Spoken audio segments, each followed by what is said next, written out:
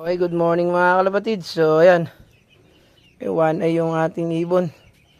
Dalawa. Bali, tatlo yan. Yung isa nandun. Ibigyan natin ng sulfur QR kalahati. Prevention na. Papalabas na yung one eye na ito. Oh. Pero hindi pa masyadong ano. Eh, ito medyo na. Yung isa wala pa. Pero may sipon. Walang bulo yung ilong eh. Kaya bibigyan na natin ng sulfur QR. Wala pa. Go. Ayan mga kalapatid. Kalahati lang. Sulfur QR.